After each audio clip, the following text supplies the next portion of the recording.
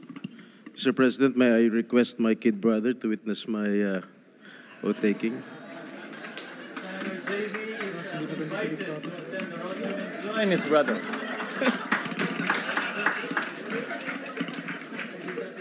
Baka maiyak ako niyan, ha? JB, yung luha po natin. Please raise your right hand and repeat after me.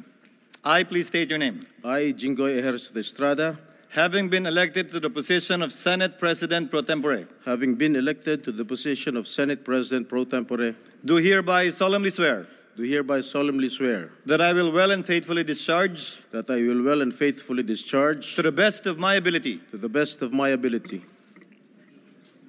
the duties of my present the position duties of my present position, and of all others I may hereafter hold and of all others I may hereafter hold, under the Republic of the Philippines. under the Republic of the Philippines. That I will support and defend the Constitution of the Philippines. That I will support and defend the Constitution of the Philippines. That I will obey the laws, That I will obey the laws, legal orders, legal orders, and decrees promulgated by the duly constituted authorities. and decrees promulgated by the duly constituted authorities, And maintain true faith and allegiance and maintain true faith and allegiance to the Republic of the Philippines. to the Republic of the Philippines. And that I impose this obligation upon myself voluntarily, And that I impose this obligation upon myself voluntarily, without mental reservation without mental reservation or purpose of evasion. or purpose of So help me evasion. God. So help me God. Congratulations. Thank you.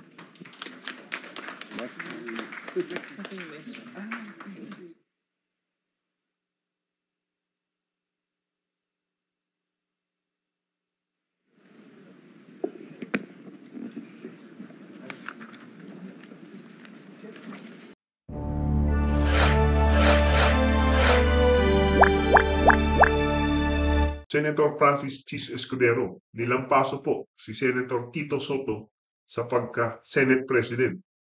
Pero bago po ang lahat, gusto ko muna po kayong batiin. Nandito po tayo ulit sa Boy Opinion TV. Lahat po ng inyong opinion at komento ay welcome po sa ating YouTube channel. Magandang araw Pilipinas at sa lahat ng Pilipino saan man sulok ng mundo. Marami pong salamat sa ating mga manonood, sa ating mga subscriber. At kung kayo po ay hindi pa nagsusubscribe, please po, pakisubscribe naman. Salamat po. Kagaya nga po ng aking nasabi, nilampaso po ni Senator Chis Escudero, ito pong si Tito Soto, sa kanila pong naging botohan sa pagiging Senate President ng 20th Congress. Nakakuha po si Senator Chis Escudero ng 19 na boto. At si Senator Tito Soto naman po ay nakakuha lamang ng 5 boto. Ito po yung naging kaganapan o naging botohan dyan po sa Senado. Panoorin po natin. The President of the Senate. Is there any objection? There being none, we will now proceed with the election of the President of the Senate. Mr. President, I move that Senator Villanueva be recognized for the nomination. Senator Joel Villanueva is recognized. Thank you very much, Mr. President. Thank you, Acting Majority Leader. Mr. President, esteemed colleagues, throughout the years, many extraordinary senators have graced this august chamber. With so many courageous, passionate, and committed public servants in this chamber, it is incredibly difficult, if not impossible, to leave a legacy that truly stands apart. But in our long history as an institution, I dare say that Senator Francis Chis Escudero is characterized among those who have left an indelible mark. Our relationship with Senator Escudero dates back during our glory days in the lower house of Congress. At the young age of 28, he rose to represent the district of Sorsogon with distinction, matching and even surpassing the caliber of more seasoned and veteran lawmakers, serving as Deputy Majority Leader and eventually as our Minority Leader. Nung ako po'y isang bagitong kongresista noong 12th Congress, ako po'y tambay doon sa Majority Leader's Office. Noong pong 13th Congress, tambayan ko naman ang Minority Leader's Office sa basement ng North Wing Building sa Cámara de Representantes. Hindi po dahil gusto ko yung amoy ng sigarilyo, kundi dahil parang classroom po na doon ay merong profesor na nagtuturo sa iyo. Tuwing lalabas po ako sa North Wing basement, ganado po ako palagi. Or to say the least, palagi po akong inspired at confident. During those years, Mr. President, I saw Senator Escudero's deep respect for law, his brilliance as a lawyer, his charisma as a leader, and eloquence as a speaker. Hindi na po siya nagsisigarilyo ngayon. Mr. President, they say some people bring out the best in us. For me, that person is Senator Cheese. He doesn't just fan the flames, he ignites the fire. Here in the Senate, Senator Escudero has established a legacy that leads with courage, clarity, and an unwavering commitment to public service. In committee work, he has been known to cut through the noise and focus on solutions. Whether in bill and budget deliberations or oversight hearings, his grasp of detail and sense of justice remain uncompromising, Mr. President. Although he assumed the Senate presidency midstream, Senator Escudero did not settle for less. And numbers don't lie. Under his leadership, a historic, Mr. President, a historic 216 laws were passed during the third regular session. This is a proof of his outcome-focused mindset and ability to sometimes micromanage. But the opinion of the Filipino people about the Senate is also an important measure. According to the latest Pulse Asia survey in June, more than half or 53% of those surveyed are satisfied with the Senate's performance, an 8 percentage point increase from 45% in March of 2024. When challenges come, Senator Escudero stands firm, facing them with political maturity and discernment. He even patiently answers endless, repeated questions from our friends from the media, even from his critics. Not to grandstand, but to enlighten. During a time when our institution was under attack because of conflicting views on impeachment, he stood his ground and guided the Senate in the right direction. Napakarami pong sinalag ni Senator Escudero para protektahan ang ating minamahal na Senado.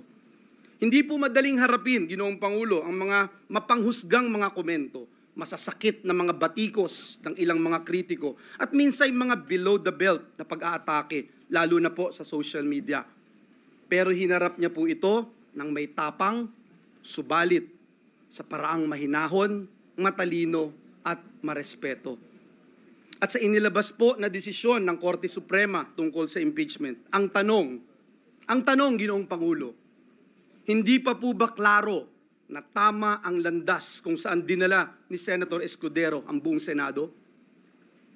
Hindi po tayo nagmadali, hindi rin naman natin inupuan ang impeachment, subalit sa isang sama-samang desisyon binigyang gabay ng ating SP na panatili natin ang moral high ground ng Senado. Sa ganito pong mga pagkakataon ko po nadama ang lubos na pagmamalaki sa ating institusyon, Ginoong Pangulo, at maging lalong proud bilang miyembro ng Senado ang makagawa ng tamang desisyon para sa ating mga kababayan. In all humility, Mr. President, I can say that when Senator Escudero ran for Vice President in 2016, I could not support him. Because we belong to different parties, Mr. President. When he aimed for Senate presidency, I did not support him then either. Aaminin ko po, Mr. President, wala pong direktang suporta na nakuha sa akin si Senator Escudero sa mga nakaraang laban niya sa politika. So bakit po si Senator Cheese Escudero? Dahil bukod po sa hindi nawala ang tiwala niya sa atin, hindi po niya tayo nakalimutang i-mentor, i-challenge, i-inspire. He truly brings out the best in us. Higit sa lahat, klaro po ang mga gusto niyang ma-accomplish.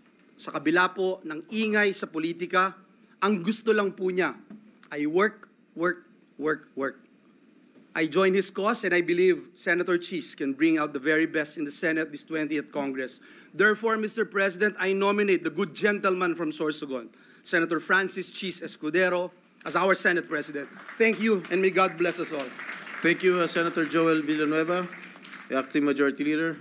Yes, Mr. President, I ask that Senator Gatchalian be recognized for his seconding nomination. Senator Sherwin Gatchalian is recognized. Maraming salamat. Magandang umaga po sa lahat. Noong 19 Congress po, nagkaroon po ako ng pagkakataon at oportunidad na makatrabaho po si Senate President Chis Escudero. At bilang chairman po ng Senate Committee on Ways and Means, ang aming trabaho ay gumawa ng batas para makahanap ng bagong sources of revenue.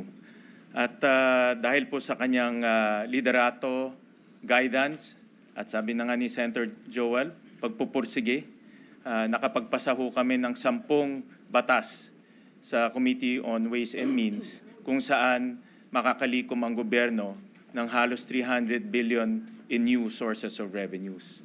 Hindi ko makakalimutan nung binabalangkas ho namin yung Create More Law na isa sa pinakakomplikadong batas na hinawakan po ng Senate Committee on Ways and Means. Merong mga 2, 3, 4 na gabi na pumunta ho siya sa aking tanggapan, umupo doon hanggang hating gabi at hindi ho aalis kung hindi ho matapos yung batas. Kaya po, dahil po sa kanyang pagpupursige, ang Create More Law ay ating naisabatas at ngayon ay pinapatupad po ng ating pamahalaan pang nasyonal. So with that, Mr. President, it is my great honor, it is with great honor to second the nomination of Senate President Chis Escudero. Thank you, Senator Gatchalian. Acting Majority Leader. Yes, Mr. President, I move that Senator Ronald Bato de la Rosa be recognized to second the nomination. Senator Ronald Bato de la Rosa is hereby recognized. Thank you, Mr. President. Mr. President, esteemed colleagues, ladies and gentlemen, as your attorney, it is my honor to express my profound support for one of the sharpest, most intelligent senators I have ever had the privilege of working with. A real attorney with a heart, Senator Chis Escudero. He whose nomination I have the honor of seconding. So we may call once again him Senate President. I admit that I started as a reluctant supporter of our Senate President, caught up in the whirlwind of events at the time. I gave the kind of support that was almost synonymous with surrender, with raised hands and tear-stained eyes, as if to say, wala na rin akong magagawa. But in the last few months of the 19th Congress, he showed us how his steady hand and calm voice shielded the Senate from anything that gets in the way of our sworn duty to the people, from any threat to our mandate. Whether or not it is a coincidence that Escudero means shield bearer, I do not know. But of this, I am sure, Senator Chis has more than lived up to his name, safeguarding the Senate. In Senate President Escudero, we find exactly a leader who stands firmly at the forefront, ensuring that amid political fires, the Senate remains to be a body of still water that runs deep, reflective of the views and interests of the people. However, unlike a cold metal shield, his leadership warms our heart with his almost transcendental adeptness. He comes up with a compassionate solution that works for all parties, especially for the Filipino people. And now, as I offer my support, once again, it is no longer an act of defeat or surrender. No longer to say, wala akong magagawa. Instead, it is one of conviction. We are making the right decision. The shield-bearer leader with a heart is the right choice. Maraming salamat, Mr. President, and I look forward to all that we shall accomplish in the 20th Congress. Thank you, Senator Bato de la Rosa. The Acting Majority Leader. Yes, Mr. President, I move that Senator Raffy Tulfo be recognized to second the nomination. Senator Raffy Tulfo is hereby recognized. Thank you, Mr. President. My dear colleagues, today I rise not just to nominate a leader, but to honor a legacy of service and unwavering commitment to the Filipino people. I proudly support the nomination of Senator Francis Cheese Escudero. More than anything, his experience and record in public service speaks for itself. From his early days as one of the youngest lawmakers in Congress to his role as Senate President during the 20th Congress, Senator Escudero has consistently championed legislation that uplifts lives. Under his leadership, the Senate passed key measures that strengthen our sovereignty, boost our economy, and protect our most vulnerable. But beyond the bills and titles, Senator Escudero brings leadership with heart. Matibay na puso ang kailangan upang pagtagpuin ang 23 magkakaiba na opinyon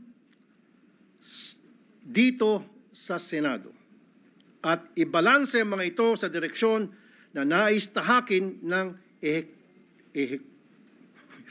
ehekutibo. He may have faced criticism for some decision taken as Senate President, but he made sure that those decisions were backed by sound reason and solid legal basis. As a leader, he was able to handle 23 hard-headed and strong-willed individuals with 23 different advocacies and opinions. Kaya naman, malaki ng respeto ko sa trabaho ng isang Senate President. So today, with full confidence in his ability to lead, to listen, and to deliver, I nominate Senator Francis Cheese Escudero because our nation deserves nothing less. Thank you.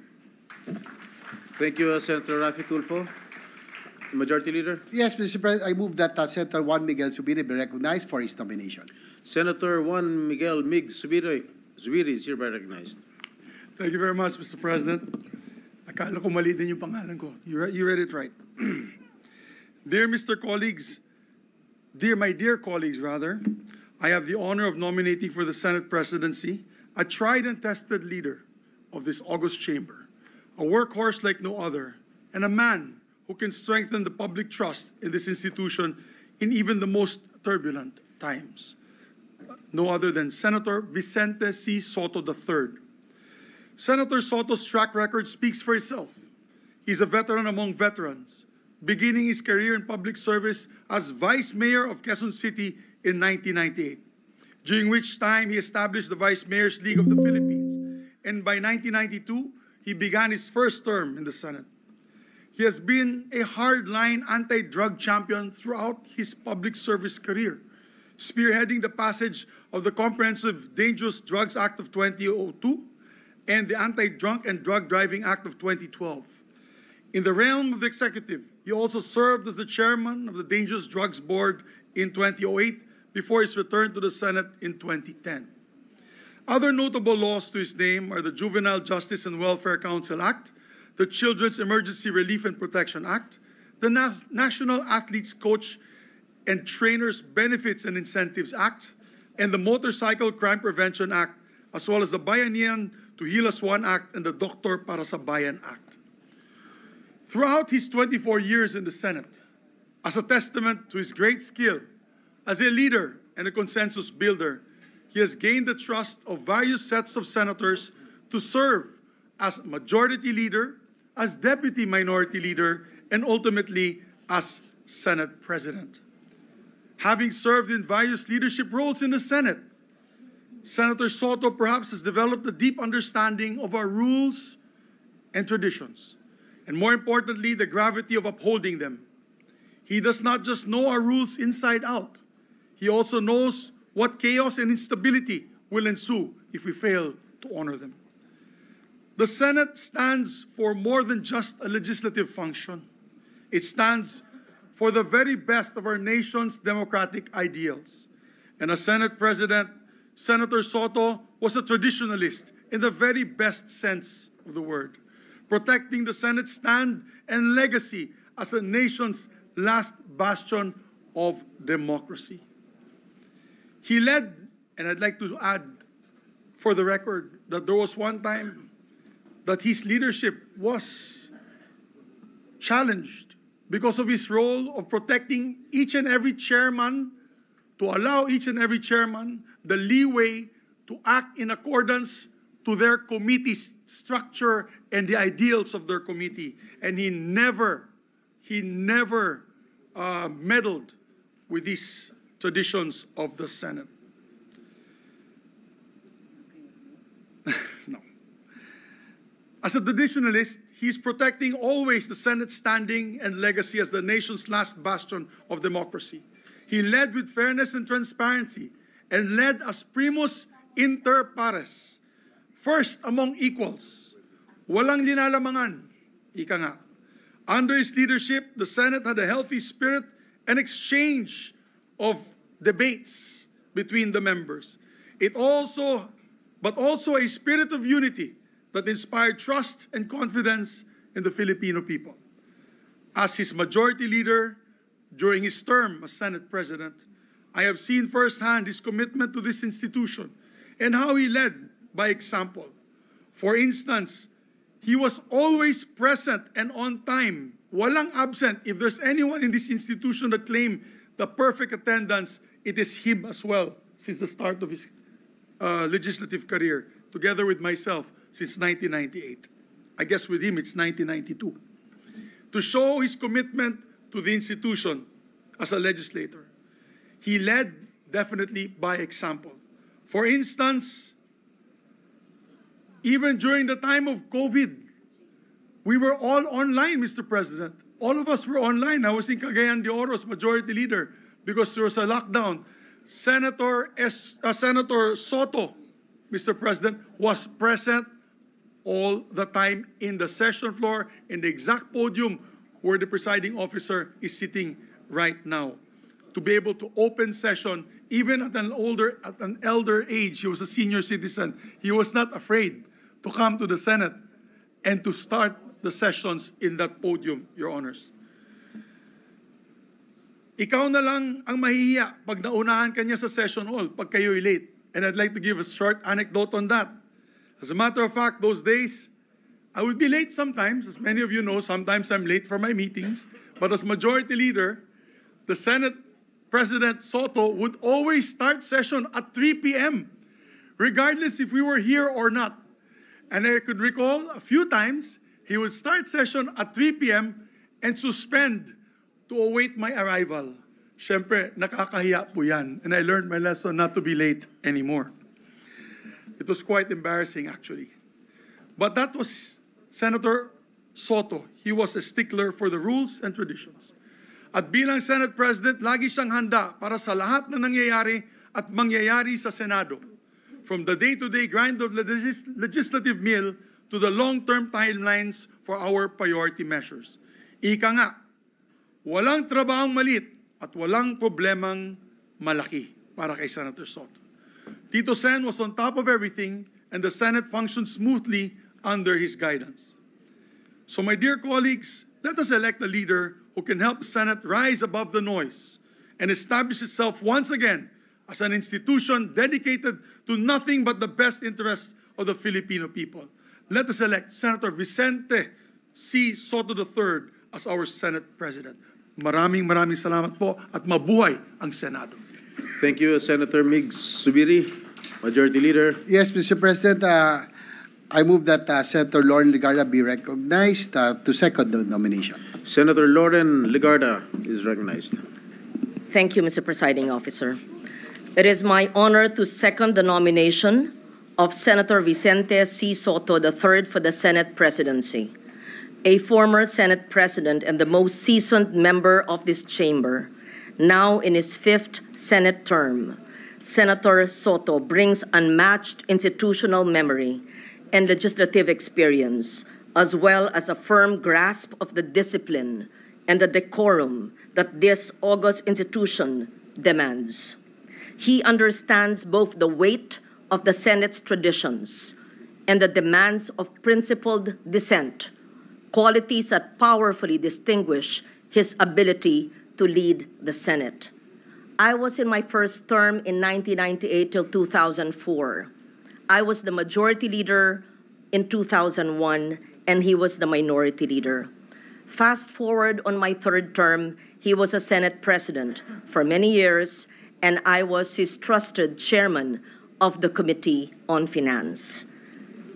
We've worked together for more than 25 years, and I can attest to his discipline that he will lead with transparency, discipline, decorum, accountability, and many more, the traits needed by the institution at this time.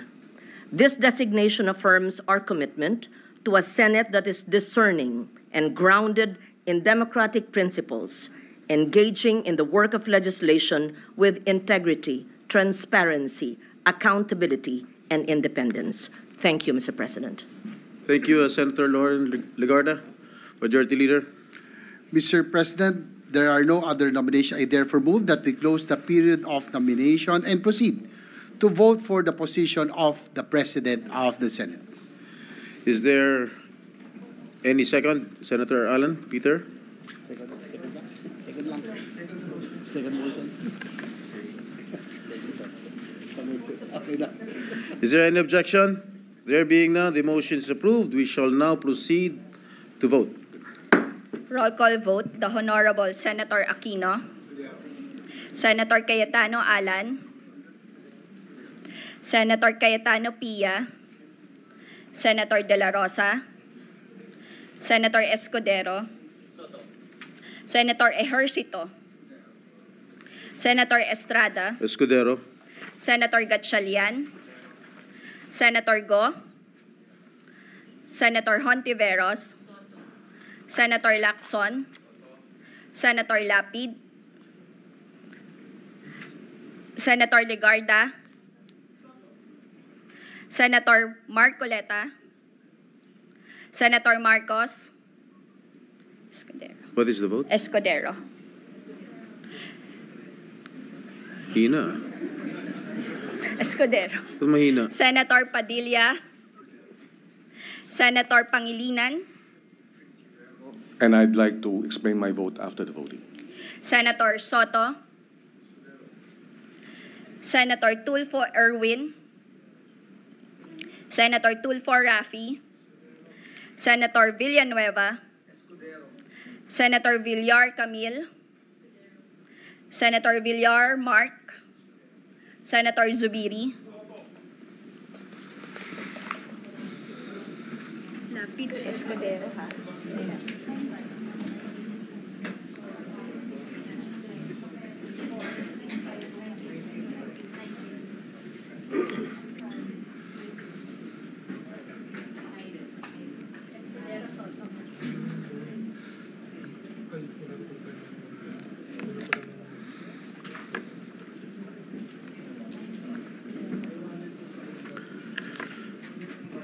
There are 19 votes in favor of Senator Francis Chis Escudero and 5 votes in favor of Senator Vicente Soto. Senator Francis Chis Escudero is therefore elected President of the Senate. Senator Francis Pangilinan. Thank you, Mr. President. Congratulations to Senate President Escudero, maybe. Mr. President, fellow senators, please allow me to explain my vote. Please proceed. In the last 2025 elections, despite what critics said was a campaign headed for defeat, we defied the odds and pulled off a come-from-behind win and landed in the top 5. Starved of much-needed resources, our ragtag team of mostly volunteers fought tooth and nail, tao sa tao, mano a mano, house to house, SOCMED account by SOCMED account.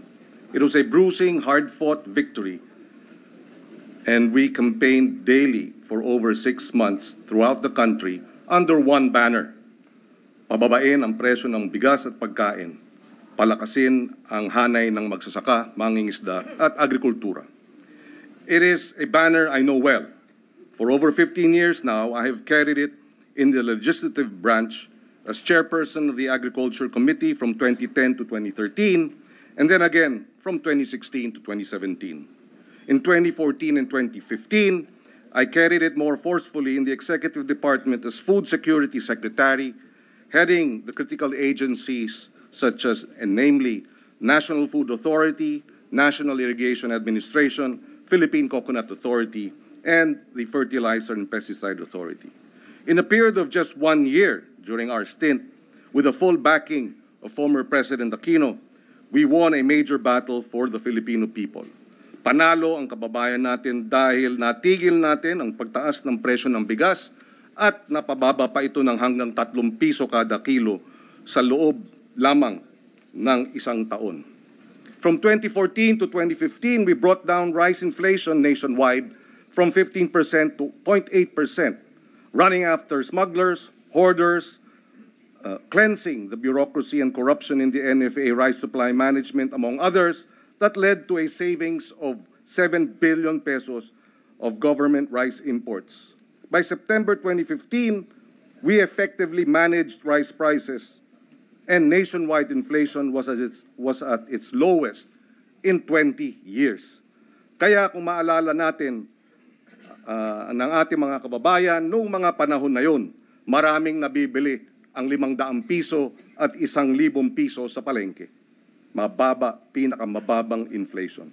It is in this context that my decision to align with the majority and with the support of the majority of our colleagues secure the chairmanship of the Senate Agriculture Committee.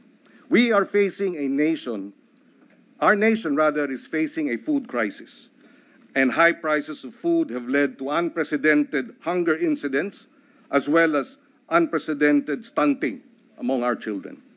I am not a political ally of the administration, but my 15 years experience in the agri and food sector, both in the legislative and executive branches, tells me that only if the executive and the legislative branches work together can we effectively bring down food prices and address hunger and food inflation.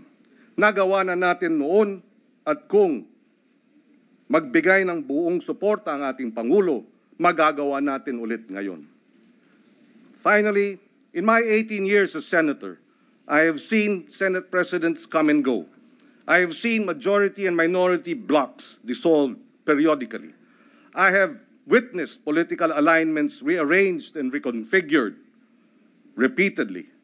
But what is long-lasting, what has permanence, what has stability and certainty are the landmark pieces of legislation marshaled by effective, experienced, and dedicated chairpersons of Senate committees that enact into law and enacted into law that have a direct, meaningful, and lasting impact in the uplifting of the lives of millions of our kababayans. In the end, to reassure our voters and supporters, I say that our aligning with the majority does not and will not undermine our ability to remain fiercely independent as a senator of the Republic.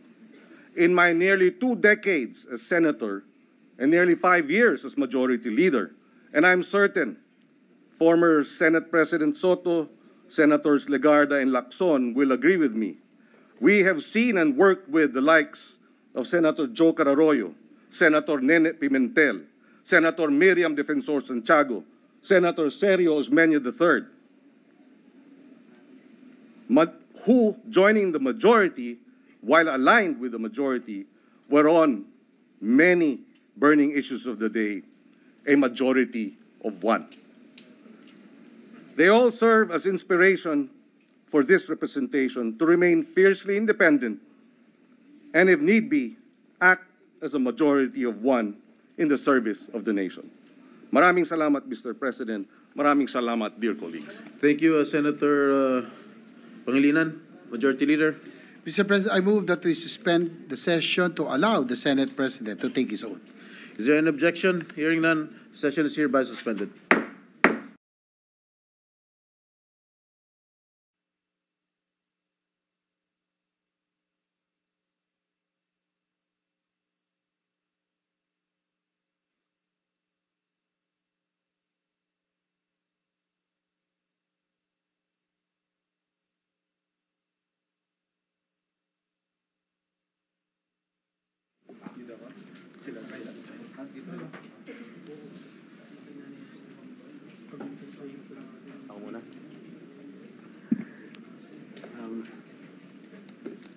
Majority Leader.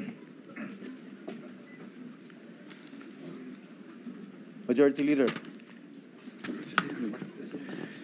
Yes, session is resumed, Mr. President. Session is resumed. We shall now proceed with the oath taking.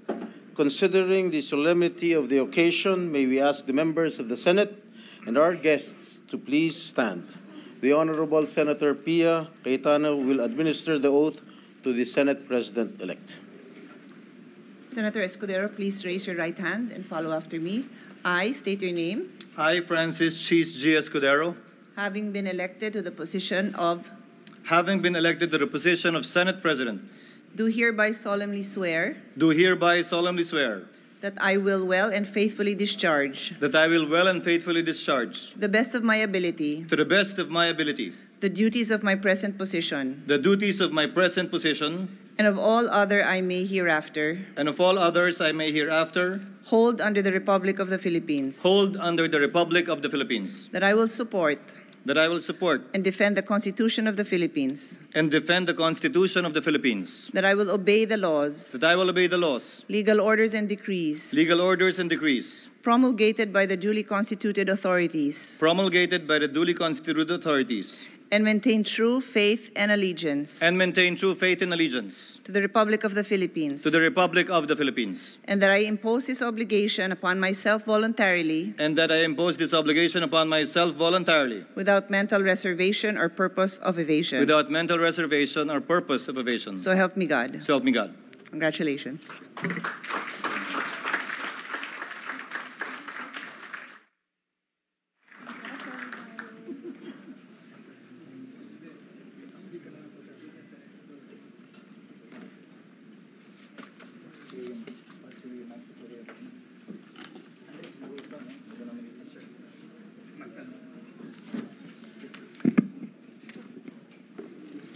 Majority Floor Leader.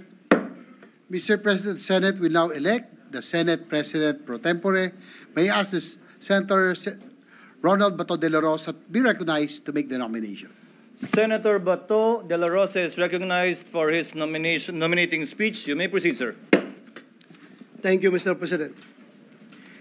It has been said time and again that when it comes to politics, there are no permanent friends, no permanent enemies, only permanent interests. But, Mr. President, the man I have the honor to nominate for the position of Senate President pro tempore proudly stands as a challenge to that statement. My friend, Senator Jinggoy Estrada. Mr. President, I am not nominating him for the position out of friendship alone. He has proven himself more than capable of leading this institution as its second highest official. In fact, he has been trusted with the same position in 2007, 2013, and once more in 2024, serving faithfully until the end of 19th Congress. With his hard-earned seniority and accumulated wisdom from this chamber, Senator Jinggoy is a leader who steps up and delivers whenever he needs to, right when we need him. He sees beyond political colors and alliances. Being in politics, what Senator Jinggoy shows us is that it is also in our best interest to be true in our dealings, transcending our self-imposed boundaries. If only interests are permanent in his life, Mr. President, then we ought to follow the example of Senator Jinggoy and treat authentic friendship as an interest. Together, we shall pursue what is best for all of us. This is his brand of leadership, and it is one that I can definitely stand behind. Back then, I had the duty of guarding and ensuring the safety and security of Senator Jinggoy while he was vacationing at the PNP Custodial Center. I can personally attest to the impeccable character of his person. Wherever chamber he may be in, his body may have been imprisoned, but his ideas and aspirations for the poor remained free. Sorry. Paulit-ulit, lagit-lagi, kagaya ni Pangulong Irap, para sa masa, para sa mahirap. As he himself puts it, he is indeed a man of conviction. It is therefore my honor, Mr. President, to nominate, to once again be our Senate President pro tempore, Senator Jinggoy Estrada. Majority Floor Leader. Mr. President, there are no other nominations. I therefore move that the period of nominations be closed for the position of Senate President pro tempore. Any objection to the motion? Hearing none, period of nomination for the position of Senate President pro tempore is hereby closed, and there being no other candidate, Chair hereby proclaims Senator Jinggoy Ejercito Estrada as having been elected Senate President pro tempore. May I request Senator Estrada to kindly ascend the rostrum and take his oath. May I also request his family to join him here at the rostrum.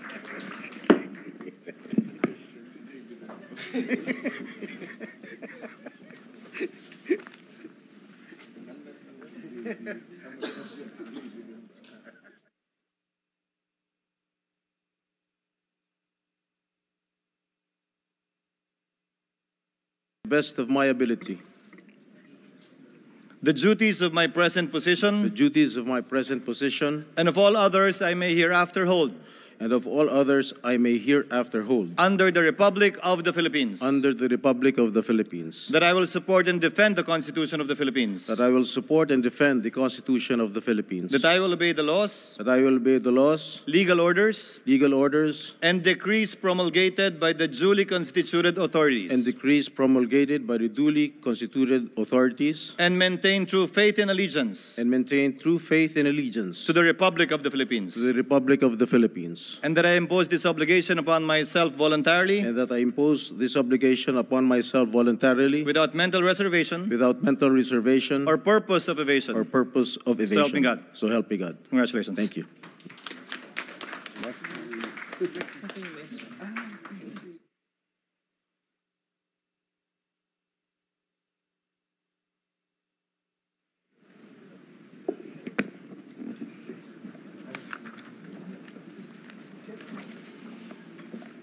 Majority Floor Leader.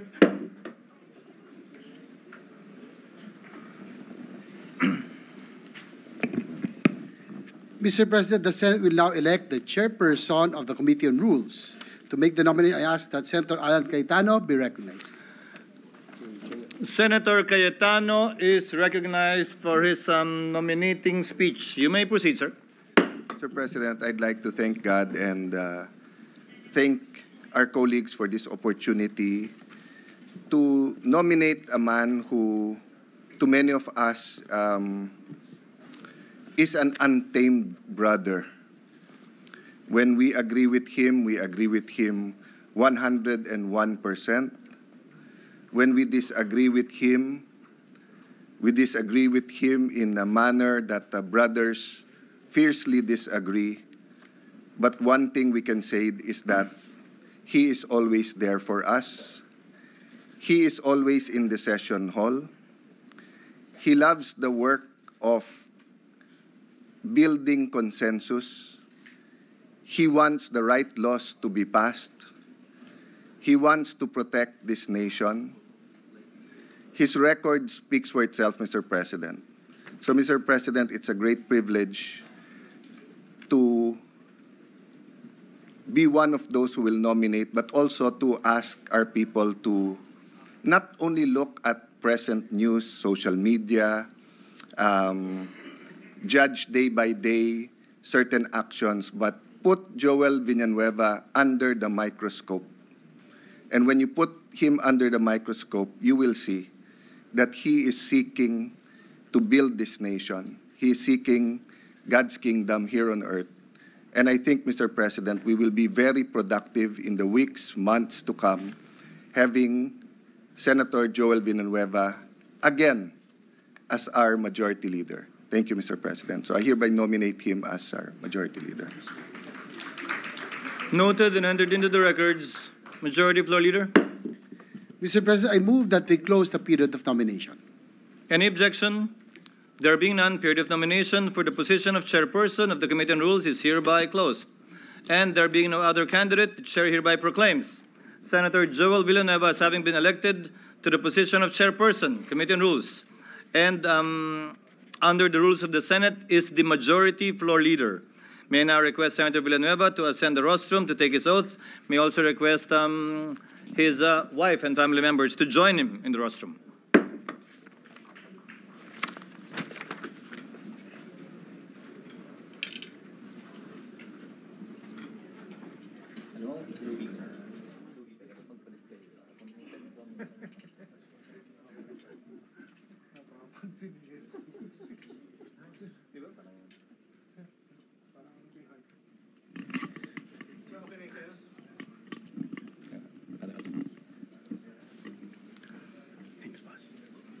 Please raise your right hand and repeat after me. I, please state your name. I, Emmanuel Joel Jose Villanueva, Having been elected to the position of chairperson, Committee on Rules, having been elected to the position of chairperson of the Committee on Rules, do hereby solemnly swear do hereby solemnly swear that I will well and faithfully discharge, that I will well and faithfully discharge, to the best of my ability, to the best of my ability, the duties of my present position, the duties of my present position, and of all others I may hereafter hold, and of all others I may hereafter hold, under the Republic of the Philippines. under the Republic of the Philippines. That I will support and defend the Constitution of the That Philippines. I will support and defend the Constitution of the Philippines. That I will obey the laws, That I will obey the laws, legal orders, legal orders, and decrees promulgated and decrees promulgated by the duly constituted authorities, by the duly constituted authorities, and maintain true faith and allegiance and maintain true faith and allegiance to the Republic of the to Philippines. the Republic of the Philippines. And that I impose this obligation upon myself voluntarily, And that I impose this obligation upon myself voluntarily, without mental reservation without mental or reservation purpose of evasion. or purpose of evasion. So help me God. So help me God. Congratulations. Thank you, Mr. President.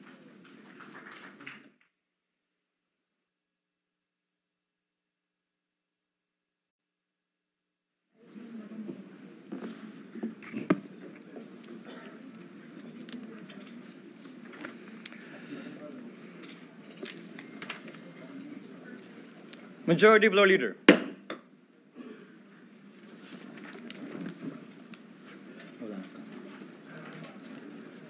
Thank you, Mr. President. At this juncture, I move that we proceed with the election of the Secretary of the Senate. So move, Mr. President. Any objection? Hearing none, motion is approved. Mr. President, for the position of the Secretary of the Senate, may I respectfully nominate Attorney Renato N. Bantug Jr. So move, Mr. President. Attorney Renato N. Bantug Jr. is hereby nominated. Are there any other nominees? Mr. President, there are no other nominations. I therefore move that the period of nomination be closed. I so move. Any objection? Chair is none. Motion is hereby approved. There being no other candidate, Attorney Renato N. Bantug Jr. is hereby elected as Secretary of the Senate, the oath taken to take place after the session. Majority Leader. Thank you very much, Mr. President. Mr. President, at this juncture, I move that we now proceed with the election of the Sergeant at Arms. Any objection? Hearing none, motion is approved. Mr. President, may I move that we recognize Senator Bato de la Rosa for his nomination. So move, Mr. President. Senator De La Rosa is recognized for his speech nominating the Senate Sergeant at Arms. You may Thank you, proceed, Mr. sir. President. Mr. President, I hereby nominate retired Police Major General Mau Aplasca as our Sergeant at Arms. Mr. President, I know personally General Aplasca since we were both members of Philippine Military Academy, class of 86, but unluckily, he graduated in 1987. While our outgoing Sergeant at Arms, General Angkan, Bob Angkan, took a bullet for me when we were ambushed in the Compostela Valley province when I was the provincial director and he was the brigade commander. General Mau Aplaska helped me graduate from the Philippine Military Academy and surpass our plebhood because we were both coming from the provinces of Davao, and we both didn't know how to speak Tagalog when we were in the PMA. So wala pa ako ibang makausap, Mr. President, kundi yung kabayan ko na Bisaya na taga Davao, and he helped me a lot in our plebhood. And Mr. President, it is my honor to nominate once again retired Police Major General Mau Aplaska to be our Sergeant at Arms. Thank you, Senator De La Rosa. Majority Floor Leader. Mr. President, there are no other nominations, and therefore I move that we close the period of nomination. So moved. Any objection? Hearing none, motion is approved. There being no other candidate, Police Major General Mau Ranada Aplaska is hereby elected as Sergeant at Arms of the Senate. Again, the oath taken to follow after the session. Majority Floor Leader. Mr. President, we are ready to hear the address of the Senate President.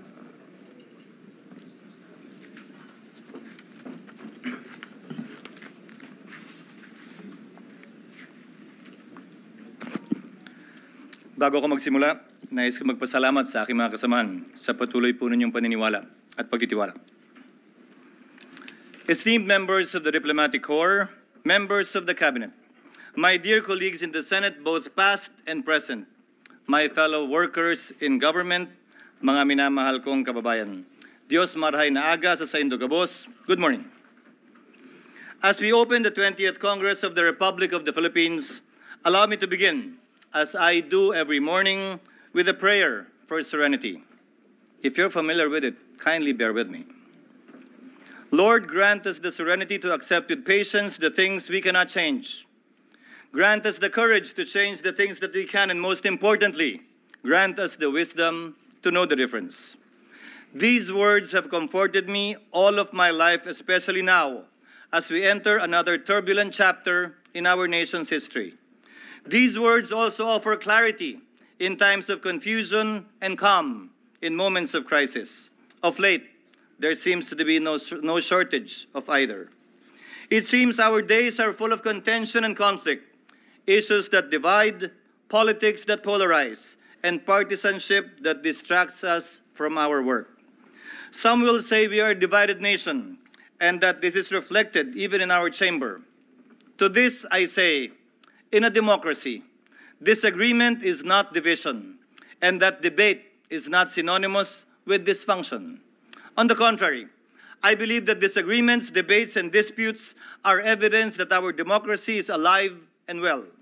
For as history has shown us, democracy does not wither from too much debate. Rather, it dies from too little. In our line of work, we should not and cannot take things personally, especially in the age of social media, where every citizen has a platform in the palm of his or her hands. We should not and cannot respond to every comment. We should rise above any anger, resentment, and bitterness we may have. We should move on. We should move forward, and we must continue to do our job. We are here to serve our people, guided by our conscience, driven by our conviction, and emboldened by courage. We should not and cannot bow to a mob. We will not be cowed by the shrillest of voices. We will stand up for what is right, what is just, and what is consistent with the rule of law and our Constitution. That we disagree does not mean that you are right and I am wrong, or that I am right and you are wrong. After all, nobody has a monopoly of good ideas, intentions, and plans for our country. Nor does anyone have a monopoly for love of our country. Just because I am not on your side does not necessarily mean I am on the wrong side. Let history be the judge of that, for hindsight is always 20/20.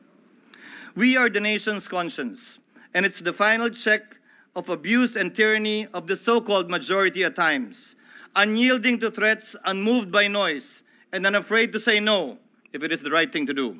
And let me make one more thing clear, though. Yes, I may hold the gavel. I may preside over sessions, issue orders, and signal the start and end of debates. but this Senate is not mine alone to lead.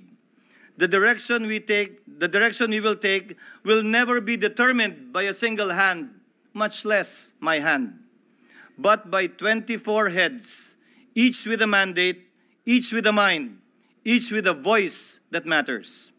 This is a collective body, and its strength lies in the balance, not in the banging of that gavel. While we come from different provinces, parties, and pasts, I have no doubt this Senate shall prevail despite the issues that have come to divide us. We have overcome them before, and we shall overcome these again. Throughout history, humanity has thrived on the rich tapestry of diverse perspectives, each contributing a unique thread to the fabric of our society. It is this mosaic of voices that brings innovation, progress, and understanding. No one perspective holds all the answers, and it is precisely in our differences that we should find strength. We must cherish diversity of thought and approach it with humility. We are part of an ever-evolving conversation where every voice should matter, where dialogue leads to discovery, and where disagreement can be just a stepping stone to deeper comprehension. Let us open our minds, listen actively, and learn from one another. Ang mga pagkakaiba po natin ay hindi sagabal. Bagkos ito ang nagbibigay saysay sa ating mga deliberasyon. And in the 20th Congress, as in those before it, there will be many deliberations and discussions, some more contentious than others. In these moments, I pray we choose to listen more, not to shout louder, to disagree without being disagreeable, to always be respectful and to respect each other's opinion, to speak not to score political points, but to make a point, and to debate not to destroy each other, but to build the nation together. At the end of the day, we must work together to find common ground and common cause, to find common solutions to our common problems. Hiling at panawagan ko po sa aking mga kapwa senador, magtrabaho po tayo sa kabila ng ingay ng politika sa ating kapaligiran. Dahil lahat tayo ay nasa iisang bangka lamang, at iisang direksyon lamang ang ating tinatahak. Tungo sana sa pagkamit ng mga pangarap, hangarin, mithin at layunin ng ating mga kababayan. Every day, the Filipino people look to the Senate to come up with solutions that will improve their lives, address their needs, and bring their aspirations within reach. First, to put food on their tables, roofs on their heads, and sufficient paychecks in their pockets. To lower the cost of living so that each family may live comfortably and humanely. To open doors of opportunity, providing meaningful jobs and support to small businesses. To support the farmers who feed our people yet cannot feed their own. To write a national syllabus that will truly educate our children and prepare them for the future. To provide a healthcare system that treats the sick without bankrupting their families. To install a safety net for those who fall through the cracks and enable them to rise again. To safeguard our streets from the influence of drugs and crime, protect our rights, and ensure that justice is accessible and served swiftly and fairly for all. To defend our borders, secure our seas, and uphold our sovereignty while maintaining cordial relations with other nations. To protect our environment, adapt to climate change, and shield our people from the ravages of natural disasters. To fight graft and corruption, restore dignity and efficiency in public service, and reform our politics. And, last but not the least, to lay the foundations, both physical and legal, that will ensure that every Filipino partakes in the bounty of development. Ultimately, every act we take, every law we make, must pass a single test. Makakatulong ba ito sa ordinaryong Pilipino? This is our duty. This is our mandate. At inuulit ko po, magtrabaho tayo. My dear colleagues, noong nagdaang halalan, iba't ibang kulay ang dinala natin. Pula, asul, dilaw, berde, puti, kahel o rosas. But as we all know, the elections are over and the last ballot has been counted. For the sake of our people, it is time we trade the colors of our campaigns for the colors of our country. In place of the colors that divide us, let us embrace the colors that truly matter, the colors that define who we are as a nation, the colors on the flag that hangs before us. Asul. Sagisag ng lahing Pilipino na kakaiba sa ibang mga lahi. May dangal, may paninindigan, at hindi kailanman papalupig. Puti. Sagisag ng pagkakapantay-pantay ng bawat Pilipino at katarungan para sa lahat. Dilaw na araw at mga bituin. Sumasagisag sa mga mataas na mithiin, hangarin at layunin ng ating mga kababayan at pag-asa na dala ng bawat bukas. Pula. Sagisag sa ating kahandaang hindi lamang mamatay, kung kinakailangan lumaban at pumatay, alang-alang sa kalayaan at kasarinlan ng ating bayan. Our flag has endured war and occupation, dictatorship and disaster, revolution and crisis, and still it continues to fly in the hearts and minds of our people. It stands before us now, not as a mere symbol, but a solemn reminder of the country that we serve, the people we represent, and the duty we have sworn to fulfill. Isa siyang paalala, hindi tayo nandito para sa sarili nating interes o interes ng isang partido o individual. Isa po siyang paalala na nandito tayo para maglingkod, buong dangal, buong puso, at buong katapatan para sa ating minamahal na inang bayan. Let us carry out this collective duty with humility, integrity, and purpose as we begin this new chapter of the Senate together. Isa pong malaking karangalan para sa akin ang makausap po kayo sa umagang ito at manilbihang muli bilang tagapangulo ng Senado sa okasyon ng pagbubukas ng ika-20 Kongreso. Sa muli po, magandang umaga at naway pagpalain po ng Diyos ang ating bansa at ang sambayanang Pilipino. Maraming salamat po.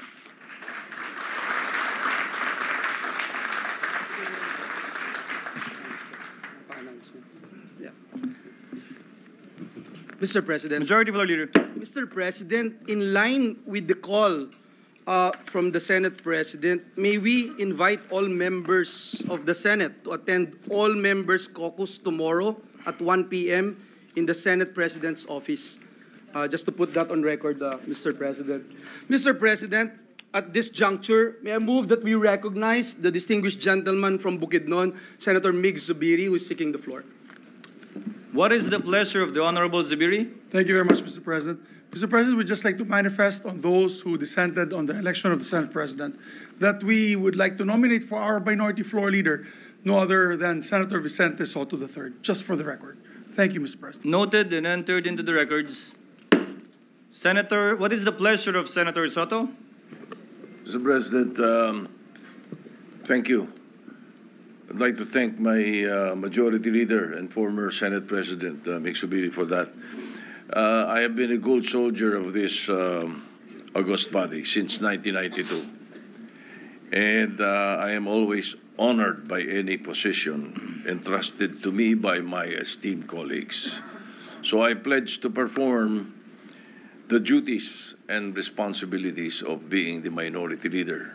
And just for the record, a reminder to all of us, Proverbs 3, verse 6, in everything you do, put God first, and He will direct you and crown your efforts with success. Thank you, and congratulations, Mr. President. Thank you, Senator Soto, and we look forward to engaging and working actively with the minority of this chamber. What is the pleasure of Senator Pangilinan? Yes, Mr. President, just a parliamentary inquiry. What is the parliamentary inquiry of the Honorable Pangilinan? Yes, Mr. President, we elected the chairman of the Committee on Rules. He went up the rostrum and took his oath as Majority Leader. Should we not give the same procedure with the Minority Leader? By tradition, the majority and the minority leaders are our officers. By tradition, it's not in our rules. And so perhaps and the tradition, I understand, of having the majority leader take his oath happened maybe two Congresses ago. I mean, to provide, I understand Senator Soto, our minority leader, is declining, but to provide the minority the stature that they deserve. How the majority treats the minority is indicative of how there is parliamentary courtesy. I think it's courtesy to allow the minority leader, should he agree, to likewise take his oath. Senator Soto is recognized. President. Thank you, Mr. President. Thank you very much to my favorite nephew-in-law. I thank you for that. But it grieves my heart to decline because when we elected Senator Frank Drilon as minority leader, we didn't ask him to take the oath anymore. So I can take the oath by merely saying that I will perform the duty of a minority leader. Thank you. Thank you, Senator Pangilinan. We thank Senator Pangilinan for his suggestion. Likewise, we thank the magnanimity of Senator Soto. But for the record, Senator Soto is correct. That has never been done before, especially given the fact that the minority leader is selected and not elected. But we can always establish a new tradition should the minority leader agree or any minority leader agree to do so at some future time. Just for the record, Mr. Yes. President, I observe this because not that I was disappointed, but I did not take my oath as majority leader when I was majority leader in 2004. So I suppose, again, traditions form part of our rules, precedents rather form part of our rules, and if that has been the precedent, that the majority leader takes his oath while the minority leader does not, we have no objections, Mr. President. Thank you, Senator Pangilinan. Majority Floor Leader. Yes, we thank Senator Pangilinan and again congratulate our minority leader, our esteemed colleague, our former Senate President, Senator Tito Soto. Mr. President, at this juncture, I move that we adopt proposed Senate Resolution number 1. So move, Mr. President. Any objection? Hearing none, consideration of proposed Senate Resolution number 1 is now in order. Senate Secretary is directed to read the title only of the measure.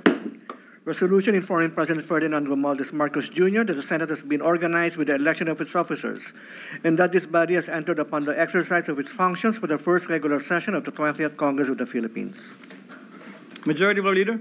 Mr. President, I move that we adopt proposed Senate Resolution number 1. Any objection? Hearing none. Motion is approved. Proposed Senate Resolution number 1 is hereby adopted. Mr. President, this juncture, I move that we consider proposed Senate Resolution number 2. So move, Mr. President. Any objection? Hearing none, consideration of the aforementioned resolution is now in order. Senate Secretary is directed to read the title only of the measure. Resolution informing the House of Representatives that the Senate has been organized with the election of its officers, and that this body has entered upon the exercise of its functions for the first regular session of the 20th Congress of the Philippines. Majority Floor Leader. Mr. President, I move that we adopt proposed Senate Resolution number 2. Any objection? Hearing none, proposed Senate resolution is hereby adopted. Mr. President, I move that we consider House Concurrent Resolution number 1. So move, Mr. President. Any objection? Hearing none, consideration of House Concurrent Resolution is now in order. Senate Secretary is directed to read the title only of the measure. Concurrent resolution providing for the Senate and the House of Representatives to hold a joint session to hear the message of the President of the Republic of the Philippines. Mr. President, I move that we adopt House Concurrent Resolution number 1. Any objection? Hearing none, House Concurrent Resolution number 1 is hereby adopted. Majority Leader. Mr. President, I move that we consider Senate Concurrent Resolution number 1. So move, Mr. President. Any objection? Hearing none, motion is approved. Senate Secretary is directed to read the title only of the measure. Concurrent resolution creating a joint committee of the Senate and the House of Representatives to notify the President of the Philippines that the Congress, now convened for its first regular session of the 20th Congress of the Philippines, is ready to hear the State of the Nation address in a joint session of both houses. Mr. President, I move that we adopt Senate Concurrent Resolution number 1. Any objection? Hearing none, Senate Concurrent Resolution number 1 is hereby adopted. Pursuant thereto, Chair hereby appoints the following to the Joint Notification Committee on the part of the Senate, namely, Senators Estrada, Villanueva, Ejercito, Cayetano, Alan, and our distinguished Minority Floor Leader, Senator Soto. So ordered. Majority Leader. Thank you very much, Mr. President. Before we suspend the session, may we request our colleagues to remain at the session hall for the official pictorial. We advise the public not to enter the hall while the pictorial is ongoing. Mr. President, there being no further business, I move that we suspend the session until 4 o'clock this afternoon, at which time we shall reconvene at the session hall of the House of Representatives to hear the State of the Nation address of President Ferdinand Romualdez Marcos Jr. in a joint session of both houses of Congress, and upon its adjournment, the session of the Senate shall be considered adjourned until 3 o'clock in the afternoon of Tuesday, July 29, 2025. So moved, Mr. President. Any objection? Hearing none, the session is suspended until 4 o'clock this afternoon for the joint session of Congress. May the chair again remind our colleagues to remain on the floor for our traditional picture opportunity, picture taking, and for our respective spouses to kindly remain in the gallery for the photo op as well.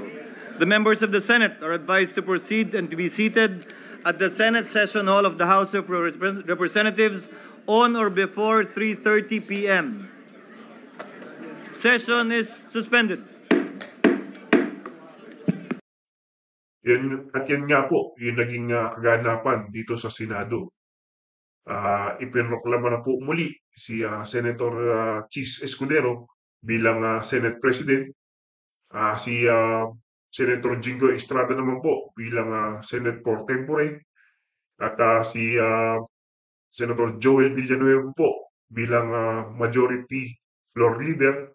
At ito pong si Senator Tito Soto bilang Minority Floor Leader naman po.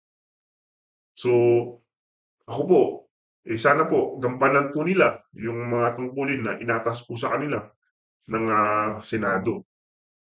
At bawas-bawasan na po sana nila yung mga pamumulitika. Kasi, end of the day naman po, sila rin naman po yan, yung nandyan. So, gawin lang po sana nila yung kanilang mga dapat gawin. At kung hindi naman po silang pagkakainin na, pag-usapan na lang po nila. Di ba? Wag na po sana silang mamulitika. At ang isipin na lang po nila, itong ating mga kababayan Pilipino at ito pong sambayan na natin at ito pong Pilipinas. Kayo po, mga opinyon, ano pong masasabi nyo dito po sa pagkaluklok po ulit ni Senate President Chis Escudero bilang Senate President po ulit ng Senado. Paki-comment nga po sa baba.